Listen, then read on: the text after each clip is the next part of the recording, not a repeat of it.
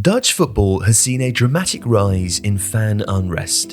In 2023, Ajax against Feyenoord had to be abandoned, and images of the violence were beamed around the world. It was the most high-profile incident, but it was just the latest in a growing trend. But why? And who or what is really the cause? Ajax against Feyenoord has always been a feisty affair, and one that Ajax has tended to dominate in recent years. But this year was different. With Feyenoord 3-0 up, Ajax fans showed their disgust by throwing flares onto the field at the Johan Cruyff Arena in Amsterdam. And this was the second such stoppage in the game. The Dutch Football Federation, the KNVB, had recently brought in rules just for this occasion.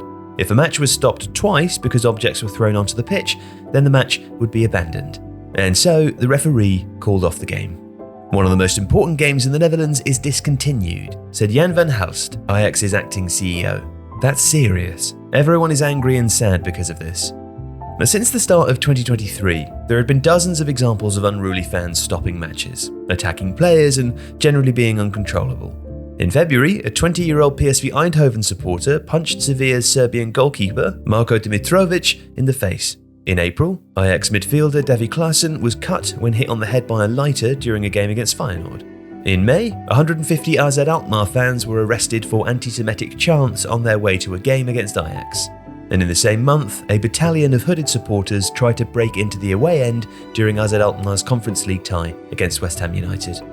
Matches have been abandoned involving FC Twente, FC Utrecht, Go Ahead Eagles, and Sparta Rotterdam, among others. And the Dutch authorities and the Dutch press know who was to blame: the ultras. This no longer has anything to do with football and being a supporter, said Dilan Yzilgos Zagirius, Minister of Justice and Security, after the Ajax game was abandoned. You play with the safety of the players, fellow supporters and yourself. Shame on you.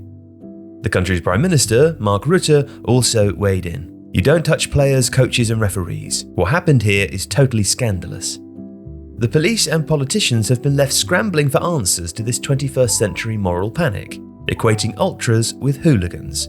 In a country known for its pragmatism and rationality, how could groups like ultras and such extreme violence in football exist? And the government has threatened to ban all fans from the ground, whilst newspaper columnists have wondered which draconian measures should be imposed in response. The DASPO banning orders in Italy, for instance, which prevent anyone who's been accused of disorder around a stadium from attending games, forcing them to sign their names in at the police station before, during and after a match. Or the Pasilig card system in Turkey, which links your ticket to your seat, where you are filmed by police and HD surveillance cameras. Now, while hooliganism has been curbed in both countries, it's been at the cost of stripping fan culture of much of its character. But the panic also misunderstands ultra culture. Whilst violence has long been adjacent to the scene, ultras can also inspire political and legislative change. They've played a role in resolutions and uprisings in Ukraine, Egypt, Serbia, Algeria, Turkey and beyond. In Germany, protests largely organised by ultras successfully prevented pirate equity investment into the game. Ultras tend to reflect their environment and surroundings. Hooliganism, by contrast, places violence above all else. And the Netherlands had, in the past, a similar issue with English-style hooliganism. In fact, the hooligans of Dutch side ADO Den Haag were once considered the world's most ferocious. Famously, they burned down their own stadium in the 1980s when angered after a defeat. Now, ultras are the dominant and most visible football culture, attracting young people in large numbers, and politicians are happy to assume its responsibility for violence. But is there something deeper going on, which football stadiums are merely reflective of? For example, the Netherlands has seen a marked increase in political extremism, exacerbated by the COVID-19 pandemic. Politicians have been inundated with death threats following violent protests over everything from climate change policy to COVID laws to anti-refugee marches. The 2021 anti-lockdown protests took place in dozens of cities across the country, often turning violent and bringing together a collection of citizens who may not have stood on the same side of a protest before. Once lockdown ended, added impetus was given to a farmers' uprising against laws designed to make farming sustainable.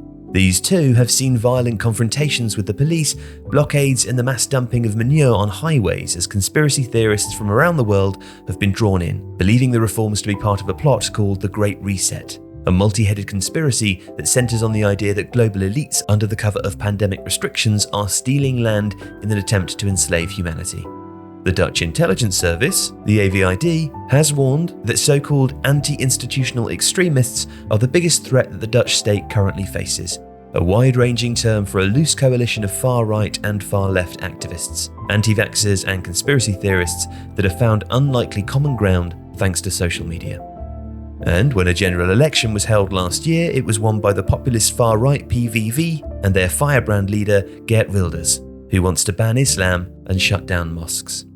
The Netherlands is changing, and perhaps this whiplash populism is now being reflected in football too.